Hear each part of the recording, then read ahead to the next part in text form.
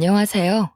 저는 서울에서 멋진 남편, 귀여운 딸과 오순도순 살고 있는 30대 중반 여자입니다. 유튜브로 많은 사연을 보며 제 사연을 들려드리고 싶어 글을 쓰게 되었어요. 몇 년 전 저와 언니에게 일어났던 기가 막힌 일에 대해서 말이죠. 현재 저는 친언니와 함께 빅사이즈 여성 의류 쇼핑몰을 운영하고 있어요. 쇼핑몰은 현재 해외에서도 인기가 있고 인터넷으로 유명세를 타고 있습니다. 연매출은 조금씩 다르긴 하지만 70억 정도고요. 친언니와는 나이 차이가 많이 나는데 띠동갑입니다. 강원도에서 청바지 가게를 운영하시던 부모님이 계셨지만 제가 초등학생 때 교통사고로 돌아가셨죠. 부모님이 계실 때는 장사가 잘 돼서 여유가 있었어요. 하루아침에 언니와 저만 남게 된 상황에서 가정 형편이 어려워졌습니다. 언니는 대학을 갓 졸업하자마자 저를 부양하기 위해 빨리 취직을 해야 했어요. 부모님이 남기고 가신 집과 가게를 정리하고 받은 돈으로 언니와 함께 방 2칸짜리 빌라에서 살게 되었죠. 제가 고등학교 2학년이던 겨울, 언니는 형부와 결혼했습니다. 형부는 대기업 영업부 회사원이었고 언니는 거래처 사무직 직원이었어요. 업무로 만나 미팅을 몇 번 하며 형부가 언니에게 반했고 언니에게 끊임없는 구애를 했다고 해요. 저를 부양해야 하는데 결혼하면 그럴 수 없게 될까봐 언니는 마음이 좋지 않았나 봅니다. 언니는 1년 정도의 시간이 흐른 뒤 형부의 마음을 받아주어서 만나기 시작했죠. 언니가 안정된 삶을 살게 된 것 같아 마음이 놓였습니다. 처제, 공부하느라 많이 힘들지? 쉬엄쉬엄 해. 언니와 내가 처제 하나 정도는 충분히 먹여 살릴 수 있으니 걱정하지 말고 공부만 해. 건강도 좀 생각하면서 말이야. 맨날 밤늦게까지 공부에 그림에 고생이 많지? 형부, 말씀만으로도 감사해요. 제가 아직 세상을 모르지만 하고 싶은 일을 할 수 있게 도와주셔서 감사해요. 저는 이제 다 커서 혼자 살아도 되는데 저 때문에 불편하실까봐 그게 걱정이네요. 수정아, 형부 말대로 언니가 뒷바라지 다 해줄 테니 우리 수정이 하고 싶은 공부 있으면 마음껏 해. 형부 있다고 불편해하지 말고 부담 갖지도 말고 이 언니가 너 하나 정도 책임질 능력은 되니까. 알겠지? 응? 언니와 형부는 제가 대학을 졸업할 때까지 뒷바라지 해주었어요. 처음에는 언니와 둘만 살고 있던 집에 형부가 들어와 불편한 게 컸어요. 하지만 언니와 저를 살뜰히 챙겨주는 모습에 좋은 사람이구나 생각했죠. 1년 뒤 저는 다행히 한 번에 원하는 대학에 갈 수 있었어요. 합격 통지서를 들고 언니와 형부에게 전해준 날 형부는 자기 일처럼 기뻐해 주었습니다. 언니는 말없이 장하다며 눈물을 흘렸고요. 시어른들도 고생했다며 용돈도 맛있는 것 사 먹으라며 용돈도 챙겨주시고요. 저는 이때까지만 해도 형부와 시어른들을 정말 좋은 분들이라고 생각했어요. 저와 언니에게 그 일이 일어나기 전까지는요. 내가 열심히 공부해서 성공해야 언니와 행복하게 살 수 있어. 돌아가신 부모님도 조금은 걱정을 덜 하실 거야. 힘내야지. 엄마, 아빠, 하늘에서 보고 계시죠? 저 열심히 노력할게요. 지켜봐 주세요. 대학에 가서도 노는 시간 없이 밤낮으로 공부해 장학금을 받으며 생활했어요. 쪽잠을 자며 시간이 날 때에는 틈틈이 아르바이트를 하며 조금씩 돈을 모았습니다. 그 결과 4년 동안 2천만 원이라는 큰 돈을 모을 수 있었어요. 의류 디자인 전공인 저는 패션의 세계를 좀 더 경험해보고자 유학을 꿈꿨기 때문이에요. 언니와 형부에게 더 이상 손을 벌리지 않고 스스로 해보기 위해 노력했죠.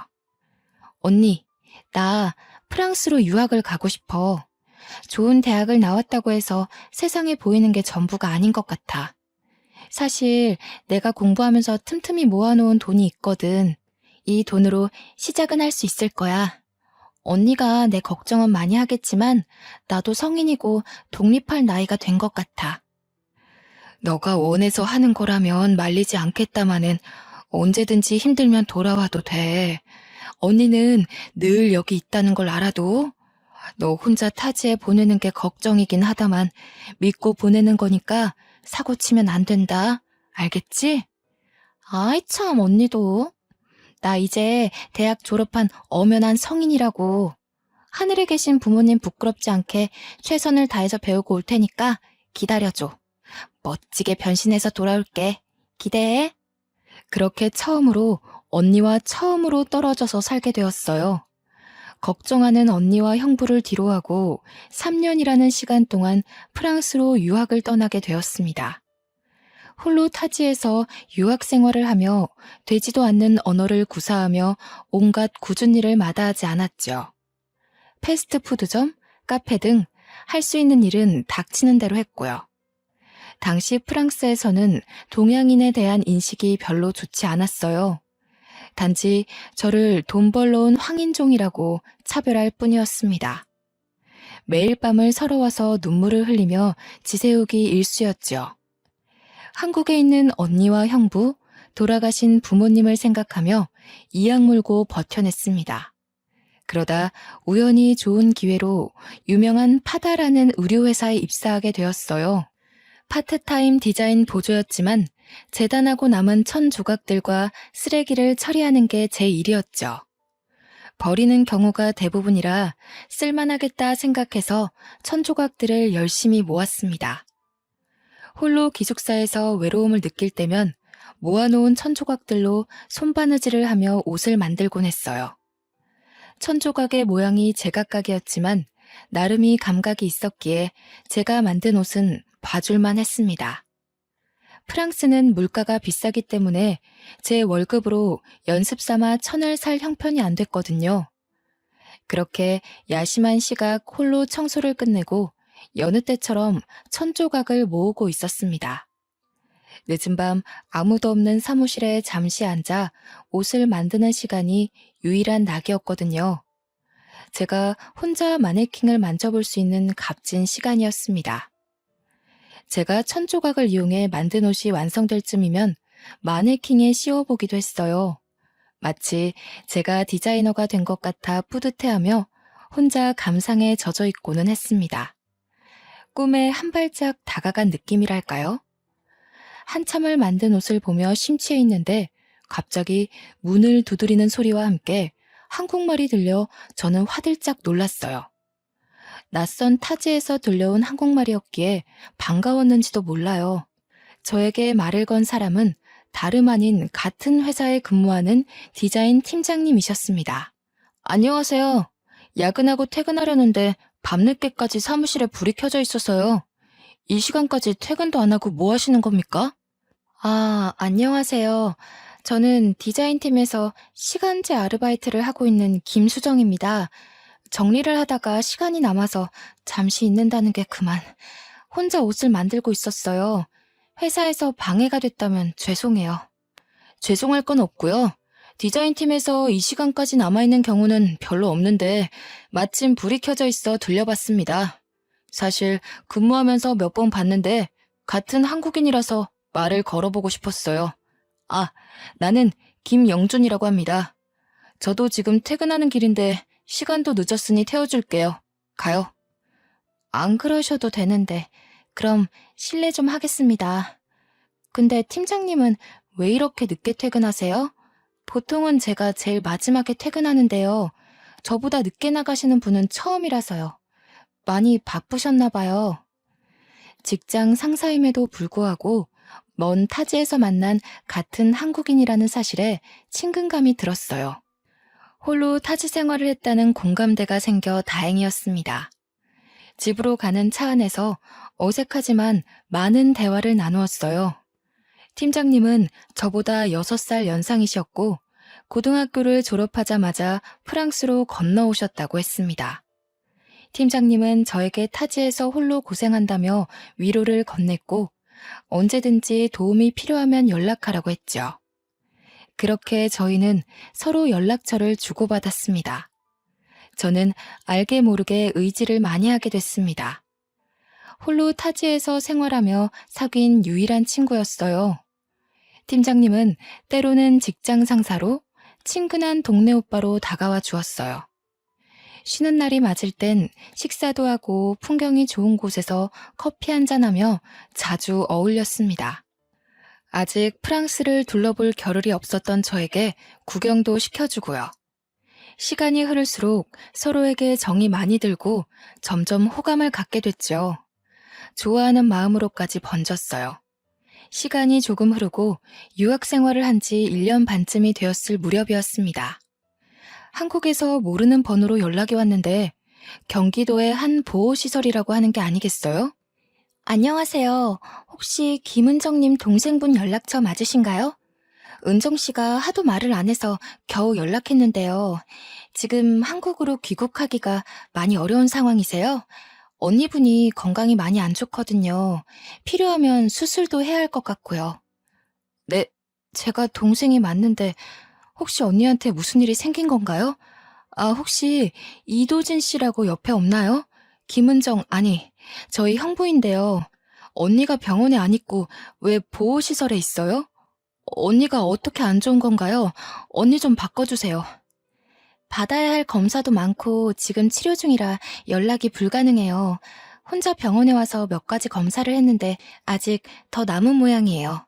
근데 병원에서는 개인정보라 함부로 자기들이 말해줄 수 없다 하지. 본인도 이야기를 안 하지. 답답해 죽겠어요. 아니 이러다 김은정 씨가 죽을 것 같다니까요? 언니는 가족이나 동생에게 알려지는 것을 원치 않는다 했지만 상태가 심각해 보여 어쩔 수 없이 연락을 취했다고 했습니다. 언니가 제 성격이 어떤지 알기 때문에 절대 알리지 말아달라고 하는 거예요. 이 소식을 들으면 유학을 포기하고 바로 한국으로 돌아올 거라고요. 하고 싶은 공부를 하게 둬야 한다고 이야기했다고 하는 겁니다. 왜 형부나 다른 가족들에게도 이러한 사실을 알리지 않는지 의문을 품었고 저는 그 길로 한국행 비행기표를 예약했어요. 한시가 급했기 때문에 팀장님에게는 한국으로 돌아간다고 미처 말하지 못한 상태로 귀국하게 됐죠. 귀국하자마자 곧장 언니가 있다는 보호시설로 갔어요. 언니가 며칠 굶은 사람처럼 몰라보게 수척해진 얼굴로 힘없이 침대에 누워 있었습니다. 그런 언니의 모습을 보자마자 저도 모르게 눈물이 흘렀어요. 언니, 이게 도대체 무슨 일이야? 형부는 어딨고, 왜 언니 혼자 이런 데 있는 거야? 어디 아파? 몸에 무슨 문제라도 있는 거야? 얼굴은 또 왜 이렇게 야위었어? 속상하게 정말. 수정아, 언니가 너한테 이런 못난 모습 보여서 미안해. 언니도 인정하기 싫지만 형부에게 다른 여자가 있는 것 같아. 이혼해야 할 것 같아. 언니가 무엇을 잘못했는지 모르겠는데 그 여자가 임신한 것 같아. 언니는 이제 어떡하면 좋니 정말? 형부가 결혼 이후 야근과 출장이 잦아져 바쁜가 보다 하고 대수롭지 않게 생각했다고 합니다. 하지만 너무 잦은 탓에 조금씩 의심하기 시작한 거예요. 자주 연락 오는 여직원이 있었고 직감적으로 내연녀라는 것을 알게 됐다고 해요. 심증은 있으나 물증이 없어 따지질 못하고 전전긍긍하던 언니는 물증을 잡기 위해 노력했죠. 하지만 형부가 철저했던 탓인지 블랙박스나 휴대폰에 남아있는 증거는 없었다고. 그렇게 까맣게 속만 타들어가던 어느 날 내연녀가 제 발로 찾아왔다는 거 아니겠어요? 그 여자가 그러더라. 형부의 아이를 임신했다고. 둘이 서로 많이 사랑하고 아이까지 생겼으니 아직 아이 없는 나보고 헤어져 달래. 정말 기가 막힌 일이지.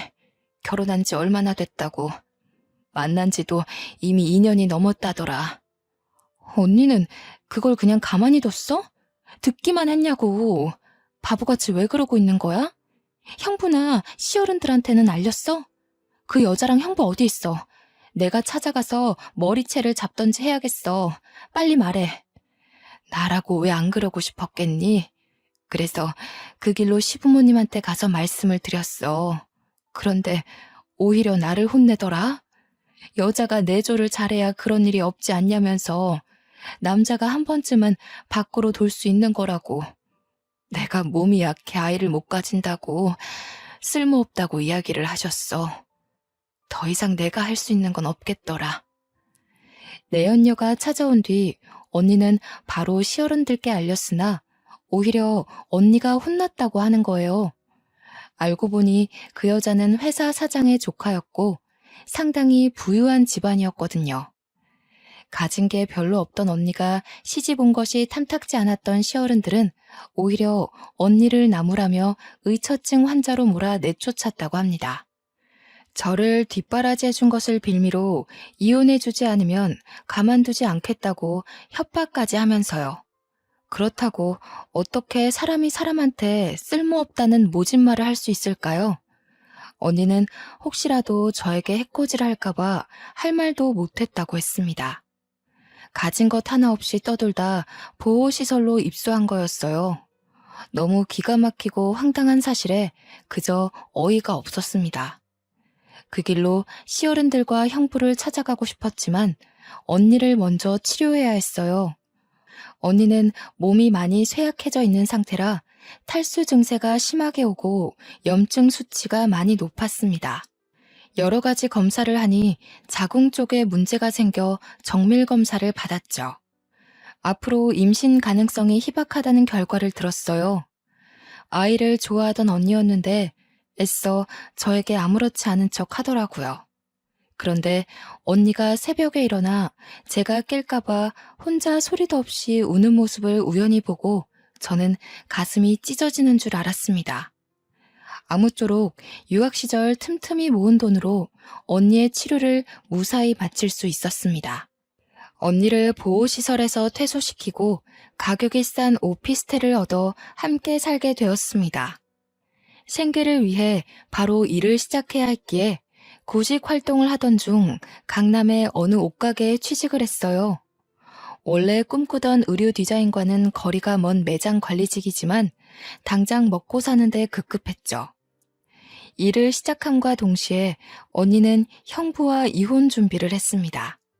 부모님이 남겨주신 유산과 다름없는 돈으로 산 집과 차를 돌려받고자 노력했지만 아는 사람도 없고 백도 없었던지라 아쉽게도 이혼 소송에서 패소했어요. 가진 것 없는 거 걷어주고 결혼해주고 처제도 대학 졸업 때까지 뒷바라지해줬으면 퉁쳐야지. 뭐가 잘났다고 소송을 걸어? 들어간 돈이 얼만지나 알아? 더 진행하면 당신만 손해야. 위자료 5천만 원을 줄 테니 그걸 받고 조용히 이혼하던지 잘 생각하라고. 내가 정신적 피해 보상금 달라고 소송 걸면 감당할 자신 있어? 당신 돈 없잖아. 형부, 그래도 어떻게 언니한테 이래요? 사랑해서 한 결혼인데 어떻게 이렇게 매몰차요? 사람을 가진 것 하나 없이 내쫓는다는 게 말이 돼요? 결혼한 지 얼마나 됐다고 벌써 내연녀나 만드는 파렴치한 주제에. 처제, 말 다 했어? 그리고 증거 있으면 가져와봐. 가져와 보라고. 배은망덕하게 키워줬으면 감사합니다 라고 머리 숙여도 모자랄 지경인데 부모 없이 자란 티내는 거야? 증거도 없이 내연녀며 몰아짓거리는 거 확 다 무고죄로 고소해버릴까? 조용히 위자료 받고 끝나면 될 일을 뭐하러 크게 만들고 난리야. 당신이 어떻게 나한테 이럴 수가 있어요? 걷어주다뇨, 키워주다뇨. 그렇게 함부로 말하지 말아요. 나 이런 식으로 이혼 못해요. 못한다고요. 어느 날은 형부의 내연녀가 저를 찾아오더라고요. 무슨 말을 할지 뻔했지만 눈에 쌍심지를 켜고 아주 당당하게 노려보더라고요. 근처 카페에 들어가 이야기를 했습니다. 당신 언니 말귀를 잘 못 알아먹는 모양이던데 그나마 똑똑한 그쪽이 언니 좀 설득해. 이런다고 뭐가 달라져? 난 이미 임신한 상태고 우리 서로 많이 사랑하고 있어. 당신 언니가 떨어져 나가주면 끝인데 혹시 5천만 원이 부족한 거야? 이 사랑의 결실을 보고도 왜 떨어질 생각을 안 하네? 당신이 뭐라고 그렇게 말해요? 5천만 원? 안 받아도 그만이야. 불륜 저질러서 임신한 게 뭐 자랑이라고 그렇게 떠들어대는 거지? 막말로 우리 언니가 형부랑 이혼한다 쳐. 그쪽이 과연 좋은 이미지일까? 불륜으로 남의 가정 파탄낸 가정 파탄범이지. 안 그래? 사랑의 결실? 웃기는 소리 하고 있어. 당신은 그저 불륜녀일 뿐이라고. 말 다 했어? 이 거지 같은 것들이 선심 써서 돈 주고 끝내려 했는데 안 되겠네? 5천만 원이 땅 파면 나오는 돈이야? 그 돈 없이도 잘 살 수 있으면 어디 해봐.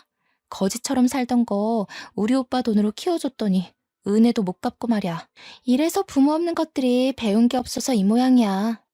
저는 결국 화를 참지 못하고 내연녀의 머리채를 잡고 말았습니다.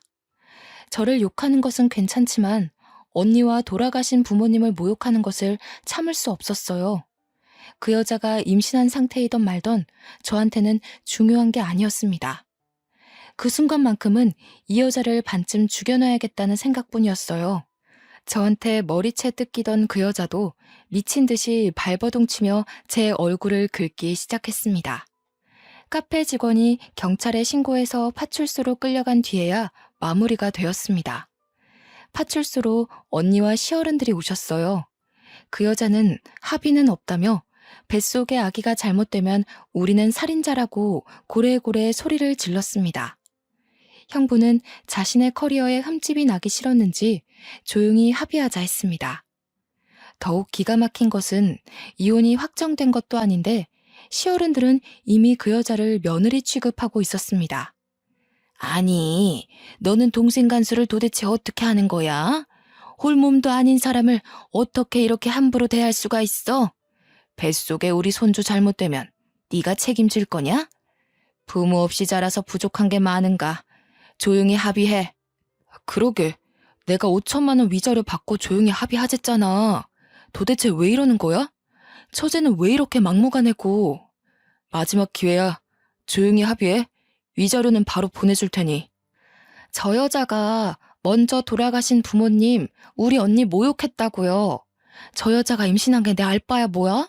머리채라도 뜯어야지. 형부가 대신 맞을 거예요? 나 참 진짜 어이가 없어서 저런 것들도 사람이라고 진짜. 그 여자는 시어른께 어머니 하며 눈물을 흘리고 있었고 저는 화가 치밀어 올랐어요.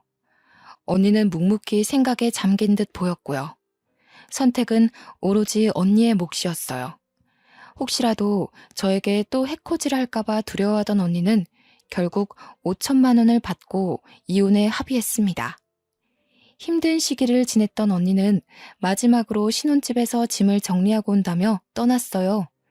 그렇게 오피스텔로 가져온 언니의 짐은 정말 단촐하기 그지없었죠. 작은 캐리어에 서류 몇 가지와 엄마 아빠가 종종 써주시던 손편지, 옷 몇 개가 전부였거든요. 언니는 한숨을 쉬며 나를 뒷바라지 해줘야 하는데 그러지 못해서 미안하다고 말했습니다. 나는 무슨 소리냐며 언니에게 소리쳤죠. 언니는 계속 미안하다 했고 짐 정리를 하며 눈물을 줄줄 흘렸어요. 편지를 읽어보려고 편지를 꺼내 봉투를 내려놓으려는 찰나 뭐가 툭 하고 바닥에 떨어지는 것 아니겠어요? 빨간 작은 주머니였는데 열어보니 주소가 적혀있는 쪽지가 있었습니다. 강원도에서 예전에 부모님이 청바지 가게를 운영하시던 곳 근처 주소였죠. 다음날 언니와 그 주소로 가보니 딱 보기에도 오래되어 보이는 허름한 구두가게가 있었습니다. 허리가 굽고 머리가 백발인 할아버지가 구두를 닦고 계셨어요. 저와 언니를 보자마자 어떻게 왔냐고 물으셨고 저희는 부모님 이름을 말하며 빨간 주머니를 보여드렸습니다. 그러자 그 할아버지는 저희를 보시고 화들짝 놀라셨습니다. 왜 이제야 왔냐며 할아버지가 얼마나 기다렸는 줄 아냐고 핀잔을 주시는 거예요. 곧이어 우리를 안쪽 작은 방으로 안내했어요. 안내를 받아 들어간 방 안에서 할아버지는 저에게 작은 서류 봉투를 건네주셨습니다. 서류 봉투에는 외할아버지의 유언장과 땅 문서, 통장, 도장이 들어있었죠. 드디어 내 이걸 너희들에게 전해줄 수 있어서 얼마나 다행인지 모른다. 그 조그맣던 아이들이 이렇게 컸다니 내가 당연히 알아보지 못할 수밖에. 살아생전 너희 부모가 얼마나 착실하게 잘 살았는지 아니? 어휴. 알고 보니 할아버지는 외할아버지 댁에서 힘든 시절에 머슴살이를 하셨던 분이셨습니다. 외할아버지 덕분에 자신이 이렇게 잘 먹고 잘 살 수 있게 됐다고 하셨죠. 이 서류는 저희 부모님이 맡기고 가셨다고 했습니다. 외할아버지는 강원도에서 유명한 부자셨는데 주변에 많이 베푸시는 분이셨다고 해요. 하나밖에 없는 귀한 딸이 가진 것 없는 아버지와 결혼한다고 하여 결혼한 뒤 연락을 끊으셨다고 합니다. 그렇게 수년을 왕래 없이 지냈다고 하셨어요. 하지만 언니가 태어나고 하나밖에 없는 딸을 위해 구두방 할아버지를 몰래 부모님 주변에 살게 하셨다고 했어요. 그렇게 구두방 할아버지는 부모님 근처에서 구둣가게를 운영하시며 보살펴 주셨다고 했고요. 이 사실은 나중에 외할아버지가 돌아가시고 나서야 알게 되셨다고 합니다. 그 뒤로는 구두방 할아버지를 부모처럼 모셨다고 했죠. 그렇게 건네받게 된 유산을 우리 앞으로 돌려놓으신 지 얼마 안 되어 교통사고로 돌아가신 거였어요. 내 언제까지 살아있을지 모르는 일이라 너희를 빨리 찾고 싶었는데 이렇게 찾아와 주었으니 내 할 일은 다 한 것 같구나. 드디어 은혜를 다 갚을 수 있게 됐어. 그동안 힘들다면 힘들게 살았겠지만 이제는 조금 편하게 살렴. 이제 죽어서 영감님 뵐 면목이 생겼구나. 그저 동네 할아버지로만 생각했는데 저희가 진작에 찾아뵙지 못해서 죄송해요. 저희가 앞으로 사는 동안 할아버지께 효도할게요. 정말 감사합니다. 할아버지, 사실 저는요, 저랑 언니를 두고 일찍 돌아가신 부모님이 원망스러웠어요. 성인이 되고 나이를 먹어보니 부모님이 조금은 이해도 되는 것 같아요. 저희 부모님 보살펴 주셔서 정말 감사드려요. 언니와 저 앞으로도 열심히 살게요.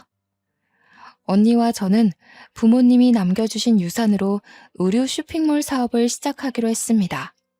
구두방 할아버지는 저희가 모시려고 했어요. 많이 연로하신 탓에 더 이상 가게를 운영하시기 어려워 보이셨거든요. 하지만 할아버지는 본인이 죽기 전까지 하고 싶은 일이라며 고집을 피우셨어요. 그렇게 작은 상가 건물을 매입해 사무실을 차렸습니다. 이 소식을 들은 형부가 어느 날 언니를 찾아왔어요. 은정아, 소식 듣고 찾아왔어. 내가 정말 미안해. 다시는 바람 피우지 않을게. 내가 잠시 어떻게 됐었나 봐. 한 번만 용서해 줄 수 없겠어? 우리 다시 시작하자. 형부, 아니, 이도진 씨. 여기가 감히 어디라고 찾아와요? 돈 없고 가진 것 없는 언니 내쫓을 땐 언제고, 이제 와서 뭐? 다시 시작해요? 당신 낯잡 꼴도 보기 싫으니까 경찰 부르기 전에 당장 나가세요. 처제, 언니랑 이야기할 일이야. 처제가 우리 사이에 뭐라도 돼?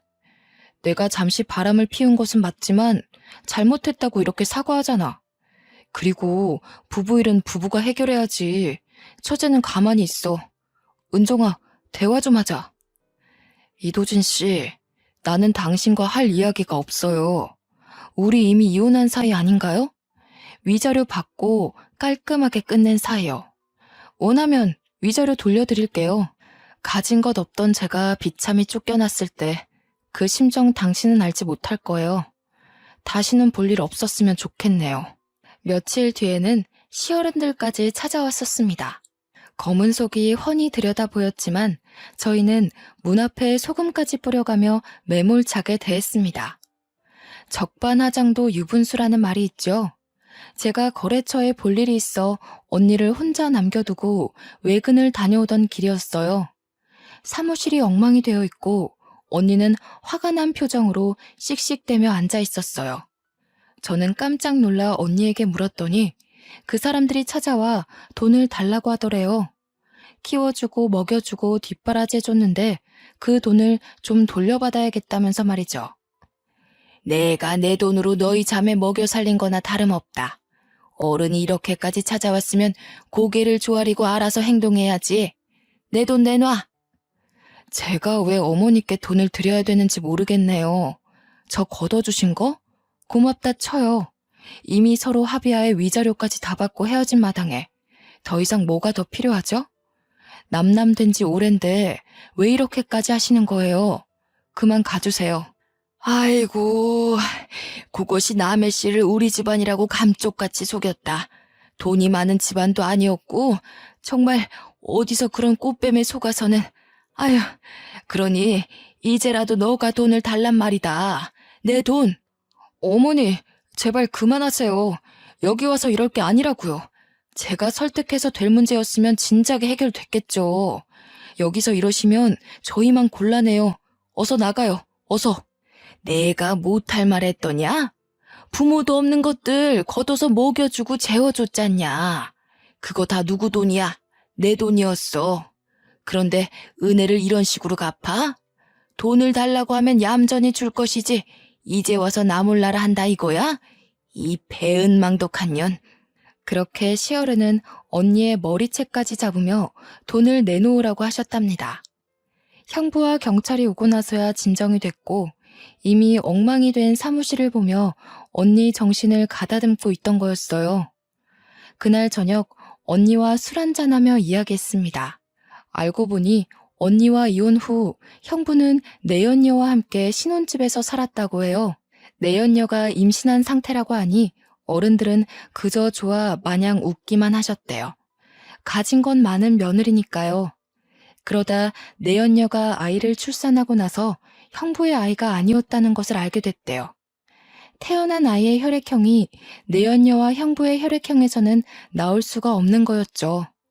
그래서 형부가 내연녀 몰래 유전자 검사를 했나 봅니다. 아니나 다를까 친자 관계가 성립하지 않는다는 결과를 받고 충격을 받았다고 했어요. 형부는 혹시나 하는 마음에 비뇨기과서 성기능 검사를 받았는데 무정자증이었고요. 나 사실은 무정자증이더라고. 나는 은정이 너가 임신이 안 되는 몸인 줄 알았는데 내가 문제였어. 나는 술도 담배도 안 하니까 아무런 문제가 없을 거라 생각했어. 그저 몸이 약한 너 탓만 했던 것 같아. 그리고 그 여자 사장 조카도 뭣도 아니더라. 내가 속았어. 내가 모아둔 돈 그거 들고 어디론가 잠적했더라. 내가 드디어 벌을 받나 봐. 미안하다 은정아. 돈에 눈이 멀어서 어떻게 됐었나 봐. 그 아이가 내 자식이 아니라는 것과 내가 무정자증이라는 사실을 알았을 땐 하늘이 무너지는 게 이런 거구나 싶더라. 저는 언니에게 이야기를 전해 듣고 벌을 받은 거라며 비아냥거렸어요. 아주 꼬시더라고요. 마음 착한 언니는 그렇게 함부로 말하면 우리도 같은 사람이 된다며 다그쳤고요. 언니도 한없이 형부를 미워하고 원망했지만 이제 와서 무슨 소용이냐며 이해해주자고 합니다. 그 여자는 돈이 될 만한 형부의 물건들을 가지고 아이와 잠적했다고 하네요. 돈을 들고 잠적한 그 여자를 찾아다니다 우연히 저희 소식을 듣고 찾아온 것 같다고요. 간간히 형부와 시어른이 찾아오긴 했지만 언니는 더 이상 참고 살지 않기로 했어요. 그들에 대해 경찰에게 접근금지 명령 조치를 신청했거든요. 그랬더니 더 이상 찾아오는 일은 없더라고요. 얼굴을 보지 못하니 끈질기게 전화도 몇 번 와서 돈을 달라는 소리를 했지만 저희는 더 이상 끌려다니지 않았어요. 통화를 녹음해두고 한 번만 더 연락하면 가만 안 두겠다 말한 뒤 휴대폰 번호를 바꿔버렸습니다. 그렇게 한바탕 소란이 지나고 언니와 함께 집 근처 막창집에서 술 한잔 했어요. 앞으로 우리만 잘 살면 된다는 이야기를 하며 소주 한 잔을 들이켰습니다. 저도 잊고 지내던 프랑스에서의 기억을 떠올리며 한 사람을 그리워했죠. 너나 나나 그동안 참 고생 많았지. 부모님이 남겨주신 유산 아니었으면 여기까지 오지도 못했어. 언니가 끝까지 널 뒷바라지 했어야 하는데 나중에 죽어서 부모님 얼굴을 어떻게 본다니? 언니, 무슨 말을 그렇게 해. 나 사고 안 치고 학교 잘 다닌 게 어디야. 날 잘 키워준 은혜 그 어떤 걸로도 갚을 수 없어. 난 언니 없으면 못 살아. 우리 같이 성공해서 행복하게 잘 살자. 언니도 그동안 고생 많았어. 내가 고생은 무슨. 그나저나 중간에 유학을 그만둬서 아쉬움이 크겠다. 너가 말했던 그 사람이랑은 연락하고 지내는 거야? 인사는 하고 왔어? 내 느낌이 맞다면 서로 좋아하는 게 분명한데 이상하다 싶을 정도로 조용하단 말이야. 말은 못하고 왔어. 상황이 그랬잖아. 언니가 더 중요하지. 그땐 나한테 사랑이 사치였지. 물론 말 못하고 와서 미안하고 그립지만 이미 지난 일인데 뭐. 난 괜찮아. 인연이라면 다시 만나겠지. 그렇게 정신없는 3년이라는 시간이 지난 어느 봄날이었습니다. 저희 사업은 조금씩 안정을 찾아갔어요. 처음에는 여자 둘이 작은 사무실 하나에서 시작한 규모였지만 현재는 직원도 20명이나 됩니다. 인터넷 쇼핑몰도 운영하고 있고 빅사이즈다 보니 체형이 다양한 해외에서 각광받기 시작했어요. 상가 1층에는 오프라인 매장도 차려졌고 동대문과 신촌에 분점도 내며 규모를 조금씩 키워나갔죠. 어느 날 매장에 익숙한 손님이 찾아왔습니다. 그동안 사는 게 바빠 잊고 지내던 프랑스에서 알게 된 팀장님이셨어요. 수정 씨, 잘 지냈어? 나 이제 한국으로 완전히 돌아왔어. 당신 찾느라 얼마나 헤맸는지 몰라. 이제 겨우 찾았네.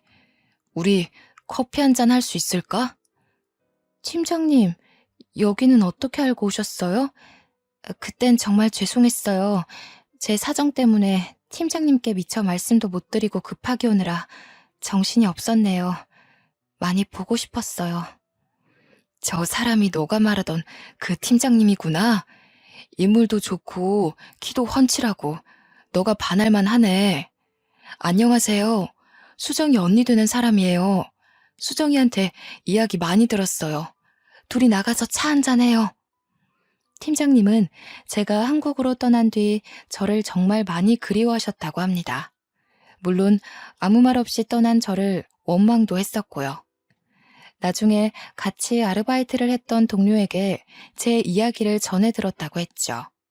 그래서 프랑스에서 진행 중인 프로젝트를 마무리하고 한국 지사로 발령받아 완전히 귀국하신 거라 했어요. 저를 어렵게 수소문해서 찾아왔더라고요. 그렇게 팀장님과 재회한 저는 결혼에 꼴이 냈고 지금은 귀여운 4살 딸아이도 있습니다. 언니와 함께 시작한 사업은 생각보다 잘 풀렸습니다. 지금은 연매출 70억이라는 기록을 세우며 승승장구하고 있죠. 남편도 사업을 도와주겠다며 얼마 전에 회사를 정리하고 나왔고요. 처음에 시도했던 빅사이즈라 여성복은 국내뿐 아니라 해외에서도 인지도가 높아져 가고 있습니다. 연예인을 모델로 쓸 만큼 국내 인지도도 나쁘지 않았죠. 연예인이 모델을 하다 보니 통통해도 예쁘게 입을 수 있다라는 이미지가 더해졌고요. 실제로 쇼핑몰에 게시되는 사진들도 빅사이즈 모델을 고용해 촬영하고 있죠. 인터넷을 통해 알려지게 되면서 해외 시장에서도 긍정적인 반응을 일으켜 납품 제의가 오기도 합니다. 남편은 바쁜 저를 대신해 육아를 도맡아서 하며 가끔 해외 업무를 도와주고 있고요. 저희는 동대문에 위치한 20층짜리 상가 건물로 사무실을 확장 이전했습니다. 평소처럼 회사에 출근하는데 어느 날 마주치고 싶지 않았던 인물을 보고 말았어요. 바로 전 형부였죠. 거기서 용역 청소부로 열심히 일하고 있더라고요. 전 형부도 저와 언니를 보더니 화들짝 놀라며 어찌할 줄 모르며 발을 동동 굴렀어요. 은종아, 처제, 당신이 어떻게 나를 찾아온 거야? 여기를 어떻게 알고 찾아왔어? 이런 누추한 모습 보이기 싫은데 혹시 나와 다시 시작하려는 거야? 다시 시작해? 웃기는 소리 하지 마세요. 이도진 씨, 여기 왜 왔냐고? 우리 건물이니까. 여기 우리 회사야. 당신이 그 좋은 대기업 다니면서 외제차 몰던 게 엊그제 같은데 말이야. 당신이 이런 일을 하리라고는 생각도 못했는데. 의외네? 우리 사업이 잘 돼서 여기로 이전한 지 한 달쯤 됐거든. 잘리기 싫으면 앞으로 열심히 일해야 할 거야. 뭐? 여기가 당신 건물이라고? 나는 그 여자를 결국 찾지 못해 이렇게 망했는데 어머니는 작년에 요양원 들어가셨고 그 여자가 들고 튄 돈 때문에 회사에서도 잘리고 내 꼴이 말이 아니지. 다 내 자업자득이지 뭐. 열심히 일할게. 저는 어이가 없어서 버럭하며 형부에게 써붙이려고 했지만 언니가 손을 잡았어요. 참으라는 신호였죠. 언니가 하는 말 때문에 저는 형부를 노려보며 가만히 서 있을 수밖에 없었죠. 태어나서 처음으로 언니의 독한 모습을 처음 본 저는 놀랬어요. 언니가 그렇게 모질게 말할 줄은 꿈에도 몰랐습니다. 모진 말을 하거나 화를 내기는커녕 언니는 늘 점잖고 차분했던 모습만 보여줬었거든요. 사무실로 올라가는 엘리베이터 안에서 언니는 웃으며 이제야 속이 시원하다고 했습니다. 언니의 새로운 모습에 놀란 저는 그저 눈만 꿈뻑꿈뻑 할 뿐이었죠. 아무쪼록 현재는 누구나 예쁜 옷을 입고 제가 디자인한 옷을 만들고 싶은 제 꿈이 한 번에 이루어지고 있고요. 10년 정도가 지난 지금 언니는 좋은 사람을 만나 재혼해서 행복하게 잘 살고 있습니다. 저희가 옷을 만들 때 사용하는 원단 업체의 사장님이신데요. 사업 초창기부터 거래했던 곳이라 몇 번 오가며 차도 마시고 대화를 나누다 보니 서로 비슷한 아픔을 지닌 걸 알게 되었다더군요. 언니는 또다시 결혼에 대한 아픔을 겪게 될까 재혼을 잠시 망설였었어요. 하지만 사장님은 언니를 묵묵히 기다려주었고 긴 기다림 끝에 서로의 상처를 보듬어 주기로 했답니다. 그래서 작년 겨울 가족끼리 모여 조용히 식사를 하는 것으로 결혼식을 대체했어요. 언니, 그동안 고생 많았어. 이제는 형부랑 행복하게 잘 살아. 지난 과거는 다 잊어버리고. 좋은 사람 만났으니 언니도 따뜻하게 잘 살았으면 좋겠어. 앞으로 행복한 일만 가득하길 기도할게. 사랑해, 언니. 오랜 시간이 지났지만 이제야 행복을 찾은 느낌이네. 나중에 엄마 아빠 만나면 당당하게 나 잘 살았다고 말할 수 있을 것 같아. 너도 여기까지 오느라 고생 많았고 제부랑 행복하게 잘 살아. 고마워, 수정아. 어릴 적 부모님이 돌아가시고 난 뒤 가족이라고는 언니와 저 둘뿐이었어요. 어린 마음에 언니에게 기대어 투정도 부리고 언니를 너무 힘들게 한 게 아닌가 생각됩니다. 언니는 저에게 부모와 같은 존재예요. 늘 뒤에서 든든하게 버팀목이 되어주고요. 그렇게 저희가 안정을 찾아가고 평화롭게 지내던 작년 봄, 구두방 할아버지가 돌아가셨습니다. 저희에게 큰 선물을 전해주신 구두방 할아버지, 저희 부모님 그리고 구두방 할아버지가 아니었으면 저희에게 지금은 없었을 거예요. 매년 할아버지 기일이 되면 언니 부부와 함께 찾아뵙고 인사드리고 있습니다. 저희도 어려운 시기가 있었지만 지금은 극복하고 누구보다 행복하게 잘 지내고 있어요. 돈도 중요하지만 정말 중요한 건 사람이 사람을 대하는 태도라고 생각해요. 아무리 힘들고 어려워도 그 와중에 남는 건 사람이더라고요. 저도 유학도 포기하고 언니와 힘들게 살던 시절도 있었지만 지금은 이렇게 누구보다 좋아하는 일을 하며 행복하게 잘 살고 있습니다. 고생 끝에 낙이 온다는 말이 있듯이 여러분도 힘든 시기를 잘 극복해 나가시길 바라봅니다. 늘 행복하시고 제 긴 사연 읽어주셔서 감사합니다.